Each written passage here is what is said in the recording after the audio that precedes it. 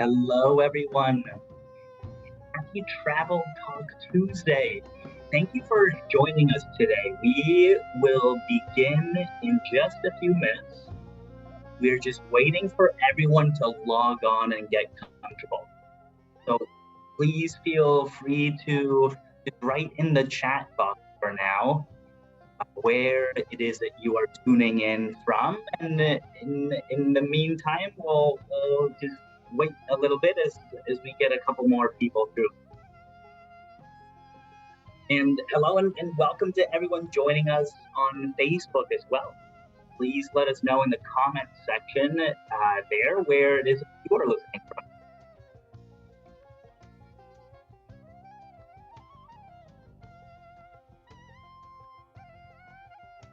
Coming in from Atlanta, Georgia.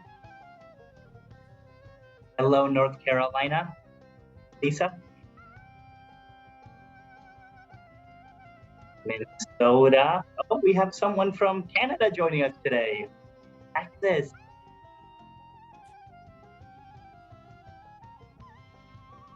Welcome.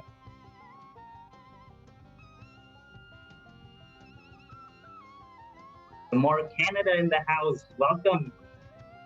California.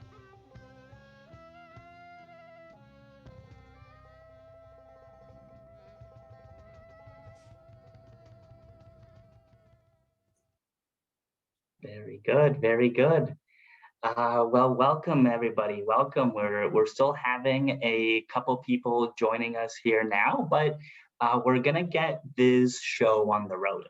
Now, I want to just first kick us off with some expectations for this session. This is a webinar, which means that you will only be able to see and hear me, your host, and our very special guest today that will be joining us here. And your camera and audio will be off. So we won't be able to see or hear you, but we want to hear from you. If you have any questions throughout the webinar, please submit those via the Q&A function at the bottom of the screen. For anyone joining from Facebook, feel free to write your questions in the comment section there. Now, we will have a live Q&A session at the very end of the presentation to answer as many questions as we can at that time. And we also got several pre-submitted questions, which we've used to create this presentation, and we'll be answering them throughout the session today. So, before we begin, I will just share a little bit about me so you're not just hearing from a stranger on a screen. My name is Gustavo, and just like many of you, I once dreamed of going to Israel to get to know firsthand what the land of milk and honey is all about. And about 10 years ago, I set out on a group tour of Israel that got me in touch with my family roots. And from there, I got to see these incredible views of the Dead Sea that you see me there on the left-hand side, and did that along with getting the opportunity to pray at the Western Wall. So not only did I get to make my Jewish mother proud, but I took home a new perspective in life. And today I work out of the EF Go Ahead Tours office in Boston, and I'm excited to be joined by all of you for this wonderful travel talk on Hanukkah traditions and celebrations. If this is your first time joining us for a travel talk, welcome. We're so happy to have you. And if you have joined us in the past, welcome back, and thank you for your continued support. Over the next hour or so, we will be virtually traveling through Israel to uncover Hanukkah's origins, as well as talk about the different traditions, celebrations, and ways you can celebrate in the birthplace of Judaism with our expert tour director, Miky. Then we will share ways you can celebrate Hanukkah in Israel or travel to Israel on one of our itineraries with Go Ahead Tours. After, we'll open it up for questions from the audience during a Q&A session with Miky. And with that, it is my pleasure to introduce your host for today, our expert tour director, Miky, live from Israel. So Miky, thank you again for being here today. We're excited to have you take us on this journey. But before we get started, do you mind just introducing yourself to our audience today? A very good day from Israel. My name is Miky. Thank you for joining us for the Hanukkah virtual escape. My name is Miky. I was born here in Israel in a town called Haifa, a native Israeli, and I've been guiding Kiev and go-ahead tours for the last 15 years. Very good, very good. Well, welcome, Miky. We're excited to have you here. Now, let's begin with the history behind Hanukkah. Miky, can you tell us how Hanukkah originated and what were some of the early practices? Well, Hanukkah, a tradition that is celebrated for the last 2,000 years and a little bit more. It's all started many, many years ago when the Greeks raided this country and it was occupied by the Greeks. They entered this country in the 4th century BCE. And every few years, they've changed the king that was appointed to run the business over here for them. And this particular story started when the new king, a very vicious and a cruel one, whose name is King Antiochus, he came with his own ideas and new rules that everyone who lives under the Greeks should adopt their culture, should adopt their the official language would be turned to Greek, and so people, of course, were against it, especially the Orthodox Jews, which immediately started to fight against it. And it turned to become a very vicious war. And those who didn't convert to become Greeks were actually executed by the Greeks. And it became, the worst part became when they took over the Jewish temple in Jerusalem and forbidden the Jews to worship God in the Jewish way, and they forced the Jews to adopt the paganic religion of the Greeks. Of course, the Jews rebelled against this decision and started with a war against the Greeks that eventually ended up at 167 BCE, with the Jews winning the Greeks and actually forcing them to leave and go back to Greeks. So actually, Hanukkah is celebrated for 3 reasons. One of them is the victory on the Greeks. The second one is the miracle of the olive oil jar that was found in the ruins of the temple. And the amount of oil that was there should have lasted for 1 day, but there was a miracle and it lasted for 8 days. This is why we celebrate Hanukkah for 8 days. And the third reason is the celebration of the inauguration of the temple right after it was renovated and came back to function, and there was a possibility for the Jews to go to pilgrim to Jerusalem and to worship in the temple in Jerusalem. We are celebrating Hanukkah for 8 days.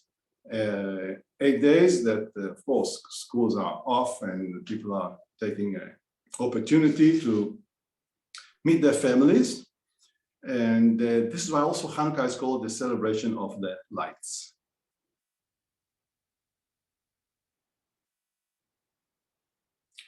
As we can see here is the brand or the symbol of the state of Israel. It's a menorah.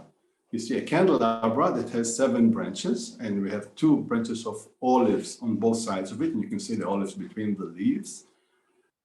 This is based on the look of the menorah that was lighting up the temple in those times. But during the time of Hanukkah, we do not use the menorah, as can be seen here, and you can have an example over here that I have at my home. Okay, you can see both on the slide and in front of me a 7-branch candelabra. This is the menorah. But in Hanukkah, we use a different type of menorah that has 9 branches. You can see over here.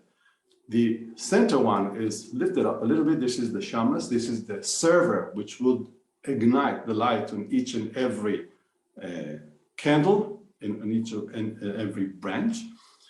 It lasts for 8 days, as I said. So every day we start, or evening actually, we start with the family getting together, lighting up the first candle for the first evening, and 2 candles for the second evening, 3 and 4 and 5. Every day we add another one until we end up on the 8th day with a full burning candelabra with 9 candles burning.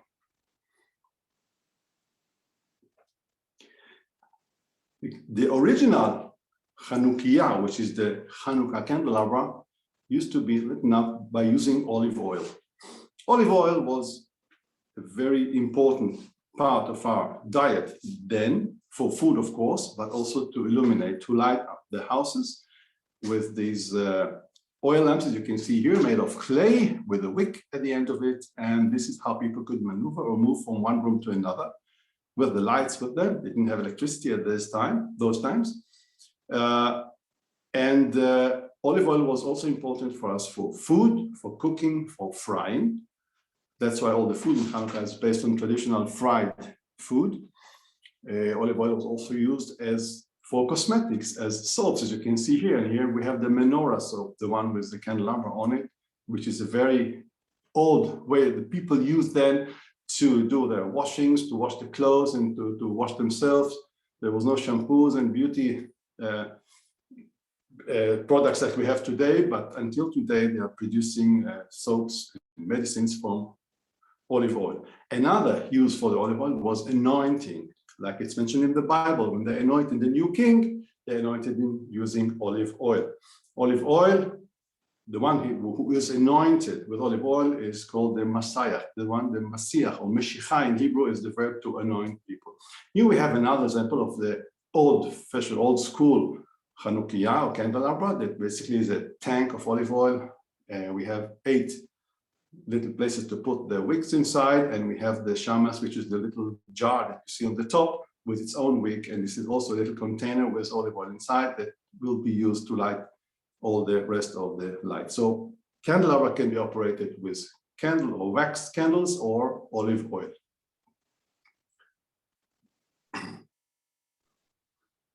Here we can see how families will get together. It will be an opportunity for families to get together. They'll drive to see each other from all parts of the country, to be present in lighting up the candelabra and enjoying the being together, lighting Christmas. By the way, Christmas is celebrated in the same time of year. Hanukkah will always appear during December, but because of the difference of the calendars we are using, the Jewish one versus the Christian one, so it will be sometimes very close to Christmas or with Christmas, or maybe a week or two before, like it was last week. Hanukkah celebration ended up last Sunday. So here we can see the candelabra lit up on the last day with all 8 candles. By the way, colors of the candle is not important. It's just decorative. It could be white, it could be yellow or red. It makes no difference, but this is the look on the last day of Hanukkah. Great. Now, thank you, Miky. I actually lit my last set of candles over the weekend when my parents came to visit. So that was my conclusion of Hanukkah in the spirit of having families come together. Now, before we continue, we have a question that has come in from the audience where Joyce would like to know, where are all the menorahs lit in Tel Aviv and Jerusalem? Well, in the holidays of Hanukkah, as I said before, for 8 days in Tel Aviv and in Jerusalem in particular, it will be presented in central places. There'll be a few of them, not just one. It will be in the city center, on important squares, on top of the municipality buildings, any institute, schools, government offices will have a Hanukiah or Menorah or candelabra on the top. It could be an entrance of every town, every village. Everyone will do it their way, but you can see them everywhere. It's very important. The tradition says that the Hanukiah or the candelabra should be seen. So even people at their home, they present the Hanukiah, putting them in the window so the passers-by will be able to watch them as they pass next to their homes. Right, thank you. Thank you, Miky. Now, let's continue with our journey and talk a little bit about some Hanukkah traditions.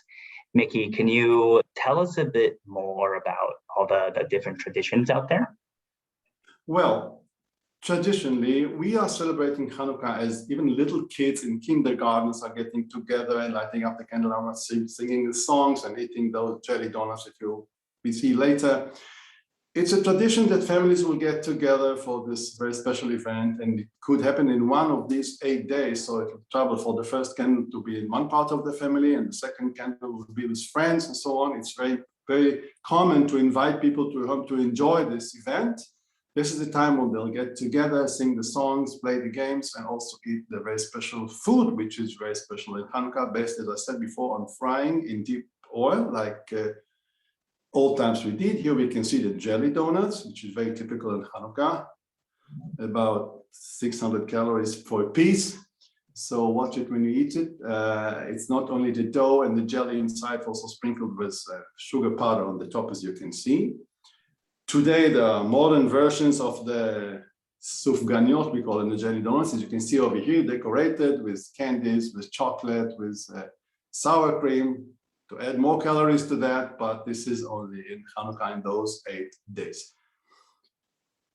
Well, those look delicious, Miky, and it's almost like there's a Jewish high holiday where we fast only to gain all the calories again in Hanukkah. Is that right? No, it's the other way around. All the Jewish holidays are based on this, that, okay, we had a war, they tried to kill us, they couldn't, so let's eat. And we eat, and we eat a lot of very full of calories stuff. Of course. Well, we also have a question from an audience member here, where we're wondering what is an easy Hanukkah treat that we can make at home. What would you tell the crowd? Well, another product which is very easy and quick to prepare, these are the latkes. It's also fried stuff, but these are made from potatoes and decorated, you can hear, with some herbs and spices. It could be served as sweet, maybe sour. It depends what you add to it, but it takes 5 minutes to prepare. A very typical Hanukkah type of food. Here we can see the version that you decorated with sour cream or with cream cheese. But I'm aware about the American way that goes with applesauce. So there's another possibility to serve that way as well. Yes. Those are easy to make, delicious. My family, we've always put applesauce. There's always the combination. You said, Miky, you personally will go for sour cream? Yeah. Yeah. That's my favorite one. Oh, very good. So we'll continue from here to have you tell us a bit more about the different celebrations that people will hold around the world. We're excited to hear from you on that. Well, as I mentioned before, celebrations would last for 7 evenings when the families will join together. Mainly the kids will play with very typical games we are playing during those days. One example is what you see on the right, the Dreidel, which the kids will play. As you can see, it has 4 sides, and then they turn it, and it turns and turns and turns until it falls on its side, like the red one you see in the center of the photo. On the right side, you can see the one which is still turning, but eventually it will land up on one of its sides facing up, and you can see the sides are decorated with different 4 letters, and Nun, Gimel, Hey, and Pei, which mean in Hebrew, Nes Gadol Haya Po, a great miracle happened here. Of course, it's like a casino. The kids are betting using those coins that you can see in front of it. It's chocolate coins coated with gold foil. And they are betting which letter will be on the top, and the one who wins takes all this, the amount that everyone bets on, and eventually he wins all the jackpot. So this is how they teach us to become gamblers, since we are kids. But this is very typical to Hanukkah. There's another tradition when the family gets together, and here you can see the coins that was looking at. Remember, they are filled with chocolate, not real money.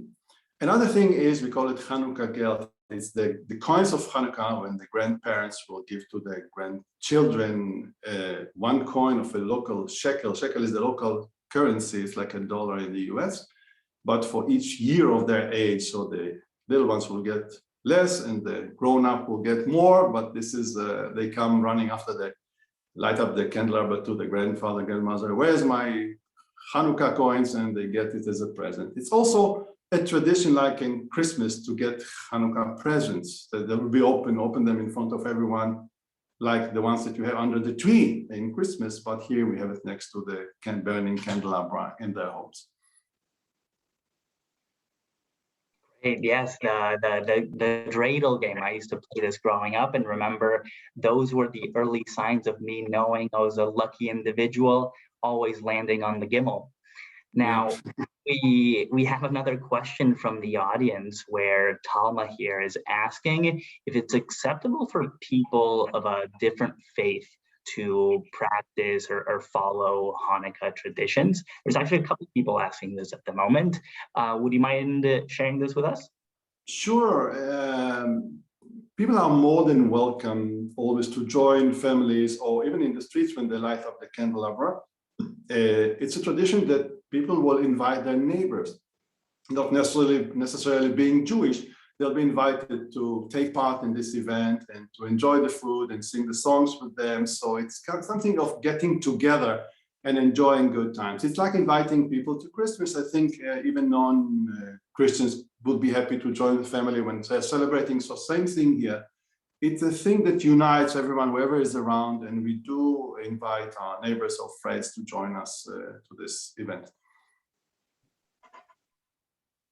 Great. So, all right, for those of you who have never been to Israel during Hanukkah, I can tell you it's such a special time to be in the Holy Land. And Hanukkah in Israel is important and iconic and widely celebrated and marked by many symbolic events, customs, and of course, delicious food.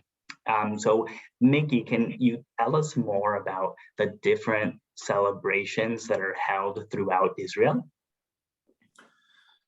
Yes, this is the time, as I mentioned before, when schools are off for 8 days. So the kids are happy, they travel from one place to another, they are joining shows and festivals. Here we can see how people are getting together to light up the candelabra or the Hanukiah, as we say, in Jerusalem, just next to the Western Wall. We can see all the Orthodox people are getting together. And in this case, we can see that Hanukiah is operated with olive oil. You can see the little cups inside with olive oil, so they will last burning a lot longer than those wax candles that we use. And by the way, here I have an example for those candles that we are using, like you saw before. So you can see the candles. I'll get some out, different colors, and they will last for about 2-3 hours, and then they will be off. So people are getting together to light up in the evening. It could be at City Square, it could be in some other central places. And they will enjoy the event of being together. And sometimes they'll give away those jelly donuts to whoever is present there. It's donations that people are donating. It's things that people are enjoying to be together and to celebrate together. Another option is to be in Jerusalem at night, when we can see that, especially the Orthodox people that are living in the Jewish quarter in whole city of Jerusalem, you can see here how they present their candelabras or the Hanukiah in the street, inside those glass boxes to protect them from the wind or from the rain. Because it's winter time now here in Israel, it's a bit cold, but the municipality will turn the lights off in those streets, and so we have a display of Hanukiahs or candelabras in people's windows, in the entrance to their homes. Nobody touches them. And there's a beautiful collection of old-fashioned candelabras like these ones that are operated with olive oil, or the modern ones that we are operating with wax candles. And people display them at the window so the passers-by could see them. And by the way, if the family has a few kids, each kid will want to have his own one. So sometimes we can see in windows 2 or 3 or even 4 of them. So you know there are many children that are happy to present their Hanukkah. And by the way, those children are preparing their Hanukkah or their candelabra by themselves in the kindergarten or in the junior schools, and then they bring it home very proudly, and they enjoy to present what they did, and they put the candles on it, and you have a beautiful display in the windows with a special light. And the streets and the houses, which are built from limestone, it's a very nice combination and kind of a very special light in the street. Not for nothing, they call it the celebration of the lights. Of course. And it looks like we actually have a question here from Colleen, who's with us today, that is asking about which local events a person is able to attend in Israel during Hanukkah. Would you be able to answer this question for Colleen? Sure. Beside being the time of festivals, of music, of culinary festivals, of dancing and things like that, Hanukkah is also called the celebration of the lights. But there are many light shows presented in Jerusalem. In this particular one, we can see the walls of the old city of Jerusalem with the display of the light celebration on the walls. We can see the Dreidels, we can see the Hanukiah, we can see Jaffa Gate over here. And not only in Jerusalem, in every city there is light display or show presented on public houses and public places in the streets. There are some lights, tunnels that you can drive through. And again, to show the celebration of the lights, we show a lot of lights show in the cities, but also a lot of food festivals and music and dancing and art. Here, there's a special case of the city of Haifa, which is the only place in the world which combines all the three holidays together, which is the celebration of the lights. Hanukkah, the Jewish holidays, which is presented by the Magen David, the Star of David, which is the Hanukiah in the center of the photo. On the right-hand side, we can see the Christmas tree, which is celebration of Christmas in the same time. And in front of it, we can see the crescent, which is marking the Ramadan celebration for the Muslims. So Haifa is a very good example of coexistence when all the religions are living together. And by the way, in the background, we can see the Baha'i shrine, which is also presented in Haifa as a holy place. So everyone is living together. And this street is closed for traffic. And there's a lot of displays and buffets of food and special food for Hanukkah and dancing and music and lights. It's a very special light show in Haifa as well.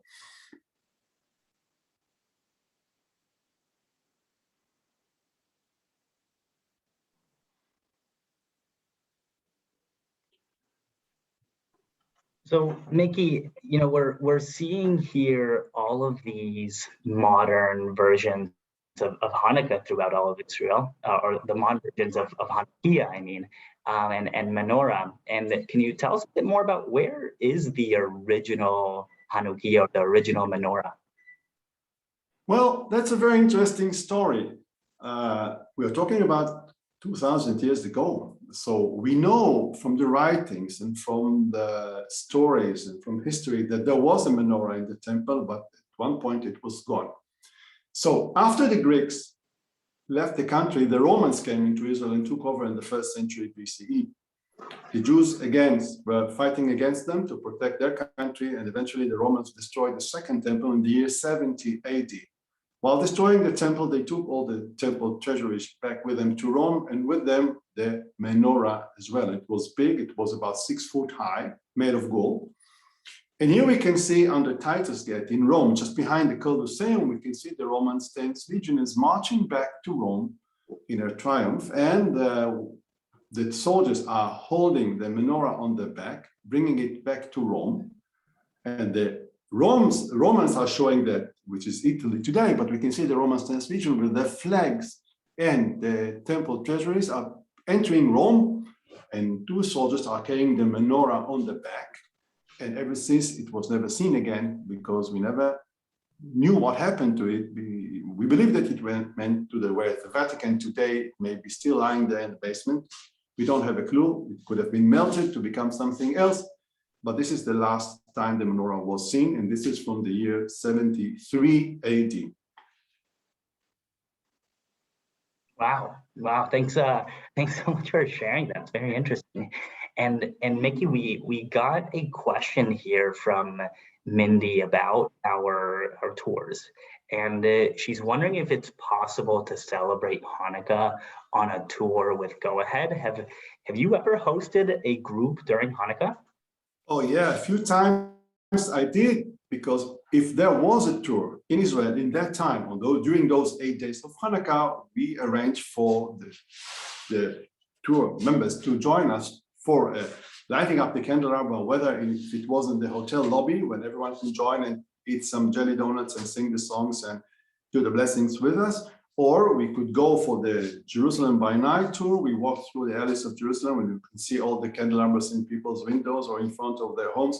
We always try to combine what is possible in this time of year. And by chance, if a tour takes place in Hanukkah or during Hanukkah, we are happy to show it to the people and participate in it. And always, tourists are always welcome by the locals to show them this tradition. Wow. Well, hey, thank you so much. Or in Hebrew, I'll say Toda, Miky, for sharing. Yes, for sharing more about the different Hanukkah traditions and celebrations in the Holy Land.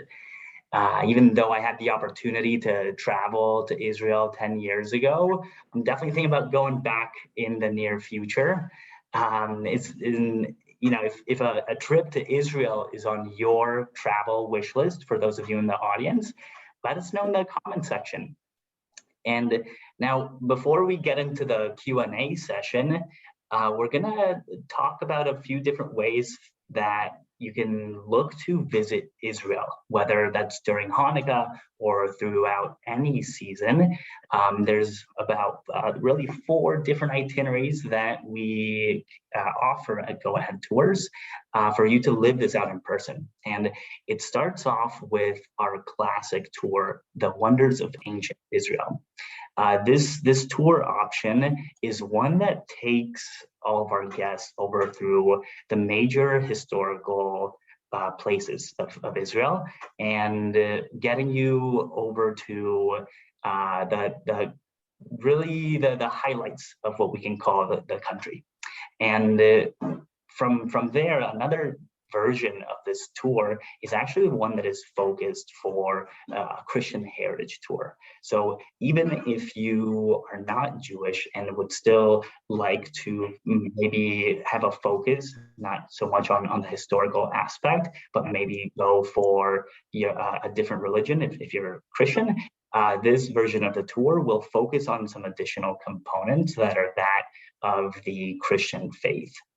And after this itinerary, we also have a bit more of an adventure type of tour, where in addition to some of the other regions that the other tours offer, you'll get to go over to Miky's hometown of Haifa, and then swing all the way down to the Dead Sea.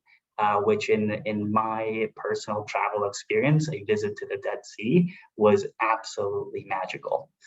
And finally, for the 4th itinerary that we have is a tour of not only Israel, but also making your way over to Jordan and Egypt. So for those of us that would be coming from the United States and or Canada, if we're making that flight over to the Middle East, might as well get a couple of more places checked off of our bucket list.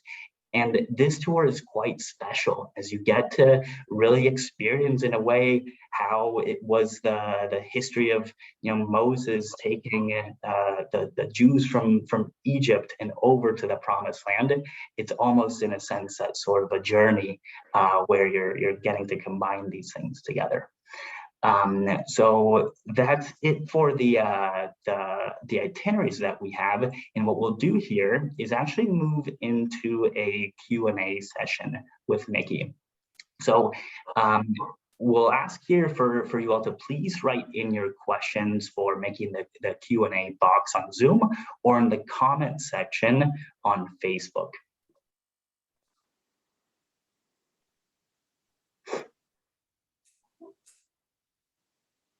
Now we're starting to get a couple questions coming in, and I see one here. Miky, would you mind sharing with Laura and the audience about the olive oil?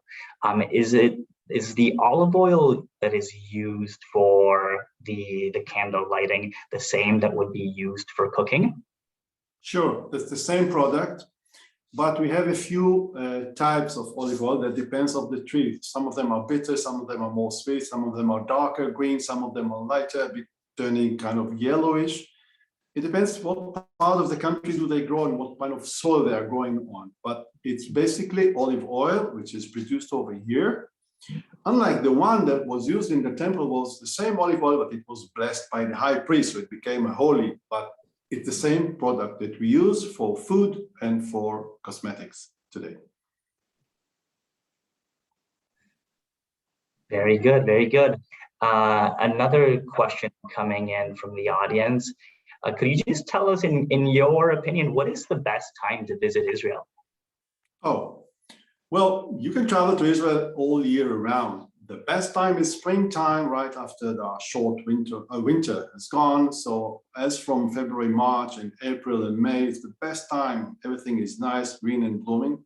By the way, our country has 2 looks. One is springtime. Right after that, in May, June, everything dries up until the rainy season will start again in November. So the country has 2 looks. One is dry and gray and yellow, or it's greenish in springtime.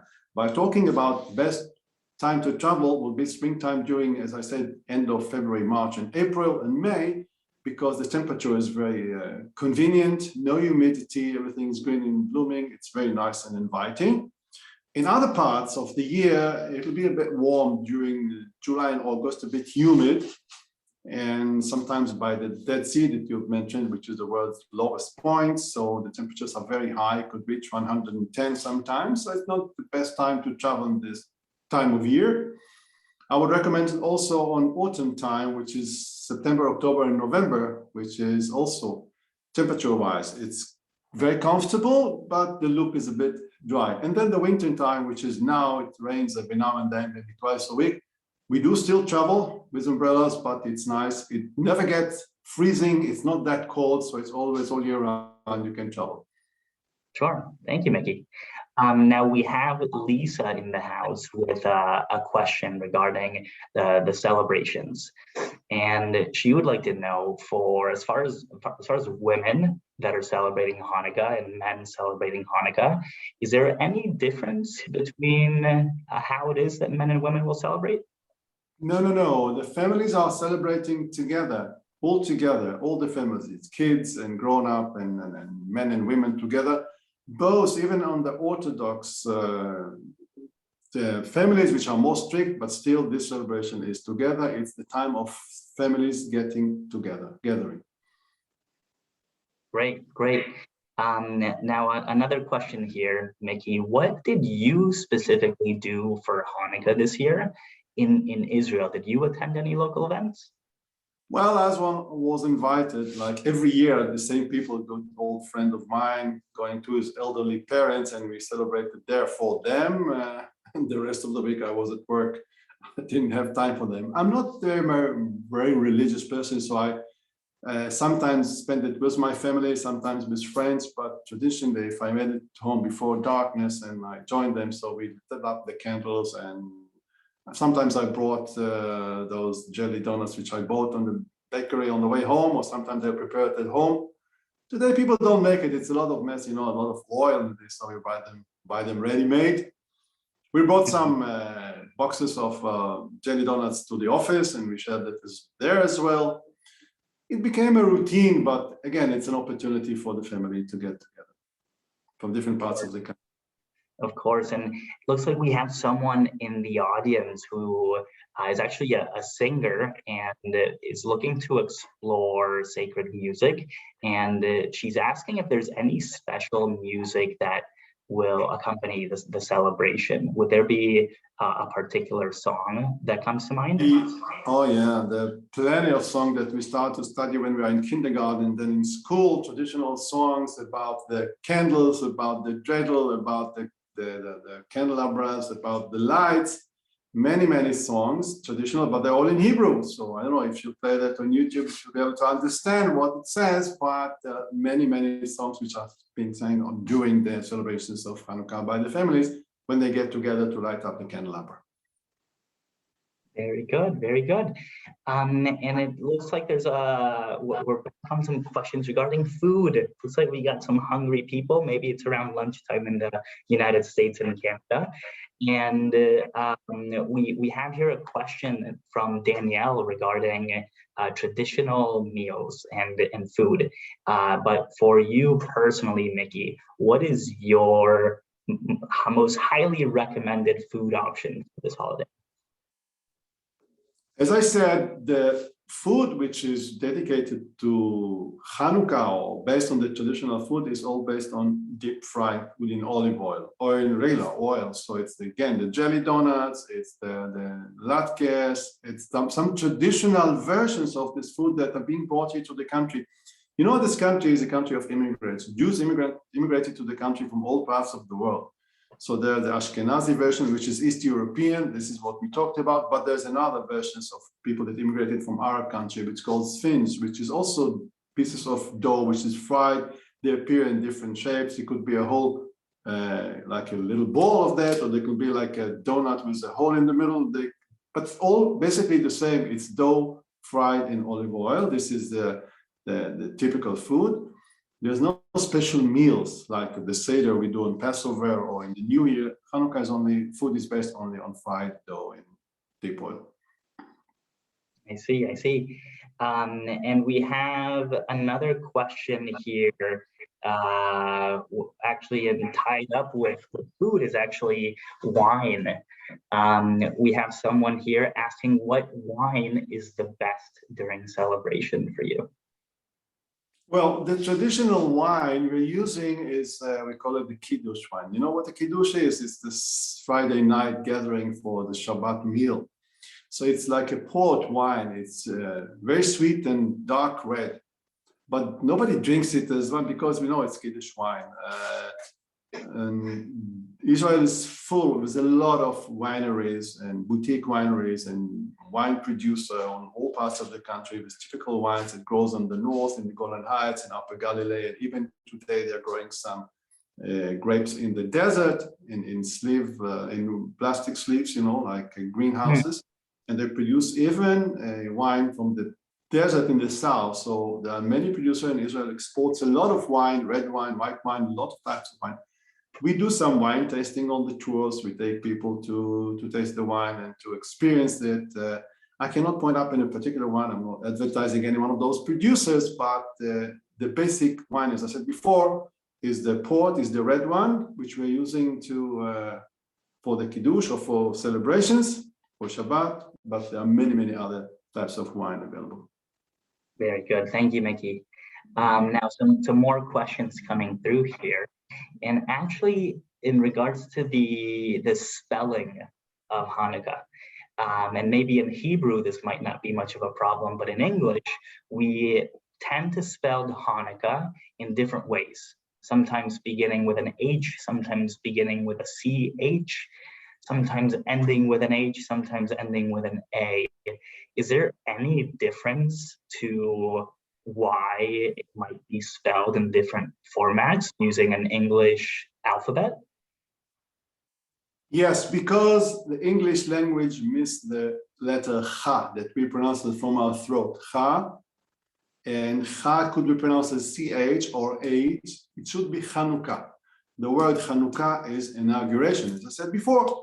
But how would you write it in a letter that doesn't exist in your language? So everyone came with a different version and they ended up with CH or H or double K, as I saw as well. I cannot tell you. I can only tell you how we write it in Hebrew, and it should be pronounced as Hanukkah. And therefore, the candelabra, which is used in Hanukkah, is called Hanukiah and not Menorah.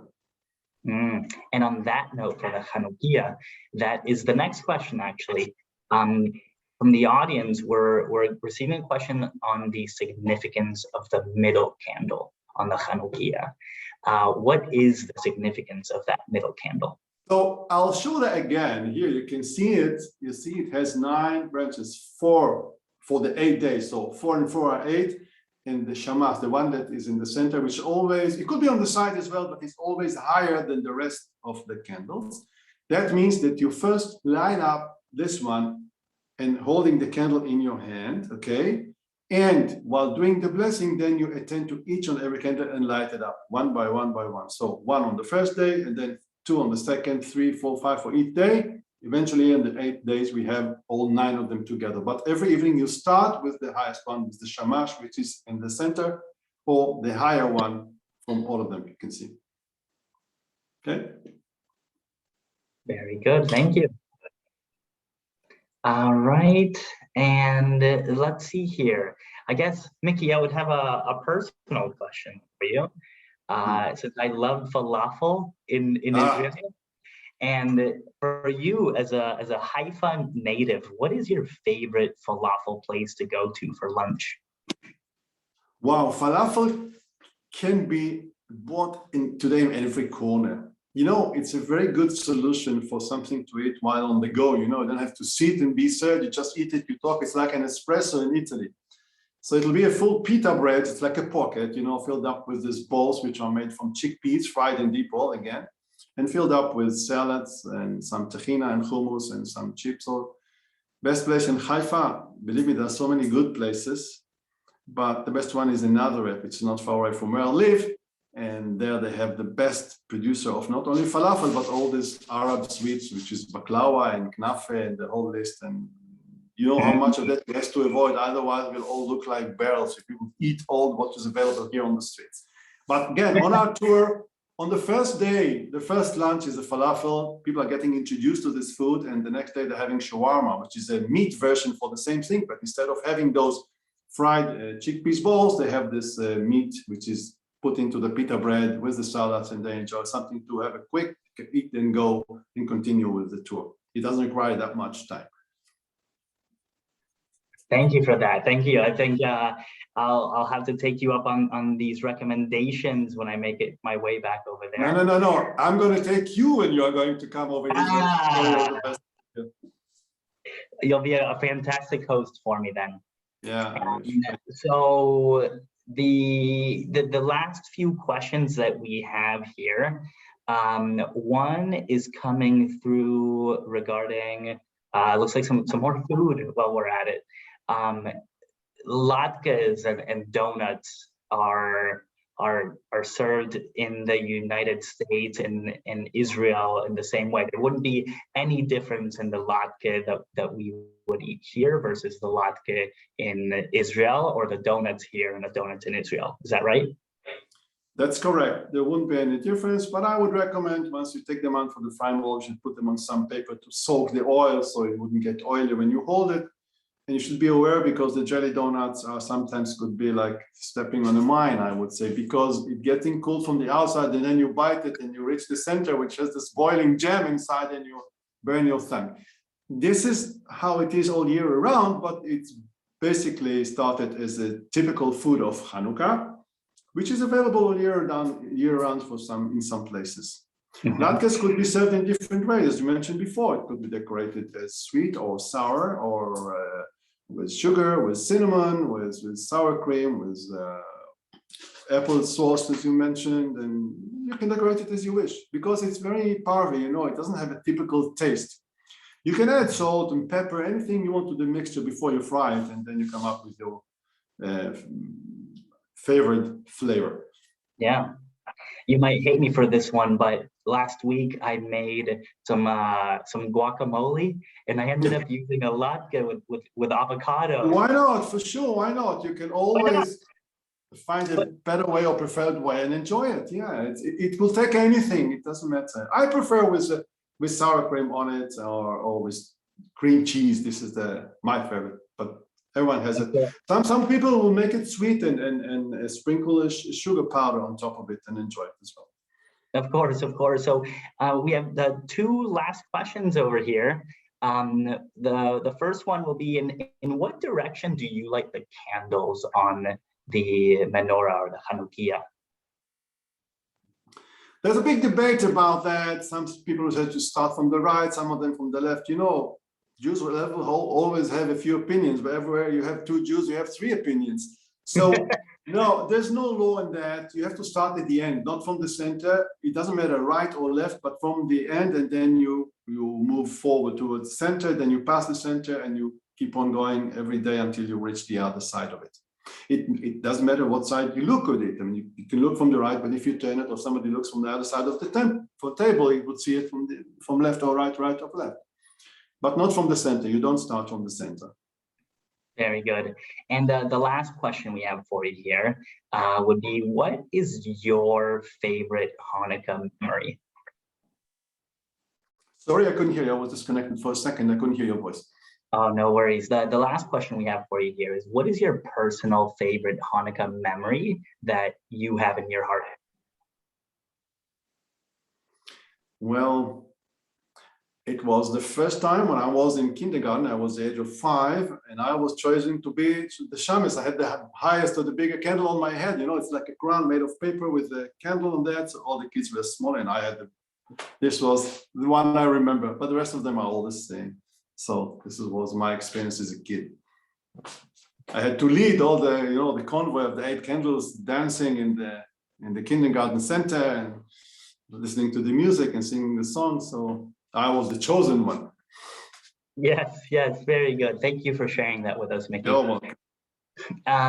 Now, finally, if you enjoyed yourself today with Miky, I know I did. I want to just share with everybody here that you can also mark your calendars for a couple of our other upcoming travel talk webinars. So as you can see here, we have a handful of travel talks coming up as part of our holiday series and beyond, where we'll be looking next week to discover the nativity scenes in Spain with our tour director, Manuel. And the following week, we have a Christmas cooking demonstration with Bea, all the way from her bakery in Hungary. And on top of these things here, hot off the candle lights, I may say, we have added a few new travel talks for the upcoming Oberammergau celebrations that are held in Germany, as well as experiencing the City of Lights in Paris, and wrapping up with a responsible tourism forum on how Go Ahead will support these initiatives around the globe. And you can sign up to any or all of these on our website by going to goaheadtours.com/webinars. And really from here, I just want to cap things off to thank all of you in attendance with us here today, our audience. We hope you enjoyed this presentation, and you will receive an email from us in the coming days with more tips about Hanukkah in Israel. So keep an eye out for that email.